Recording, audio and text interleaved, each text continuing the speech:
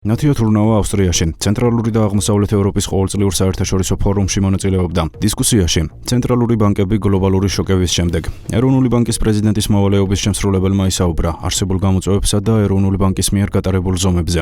ვენაში ვიზიტის ფარგლებში დაგეგმილია ნათია თურნავას შეხვედრა ცენტრალური და აღმოსავლეთ ევროპის მსხვილი ინვესტორებთან. კონფერენცია ეძღვნება ძირითადად იმ გამოცდილებას თუ რა გზაც გამოვიარეთ ჩვენ ცენტრალურმა ბანკებმა და ასევე ცენტრალური და აღმოსავლეთ ევროპის ცენტრალურმა ბანკებმა სხვადასხვა გეოპოლიტიკური დაძაბულობის თუ კოვიდის დაძლევის დროს იმისათვის რომ შეგვენარჩუნებინა ფასების სტაბილურობა და ფინანსური სტაბილურობა ჩვენს ქვეყნებში. საინტერესო იყო ასევე ევროკავშირის წევრი ცენტრალური ბანკების გამოცდილების მოსმენა, იმიტომ რომ ჩვენ ვართ ღია ტიპის ეკონომიკა და რა თქმა უნდა ჩვენ ზემოქმედებს გლობალური გარემო, მათ შორის ევროკავშირში არსებული მაკროეკონომიკური გარემო, მით უფრო რომ ჩვენ დასახული გვაქვს მიზანი ევროკავშირთან კონსოლიდაცია საბოლოო ჯამში და ამიტომ ჩვენი პრაქტიკები, ჩვენი რეგულაცია უფრო მეტად უახლოვდება ერთმანეთს.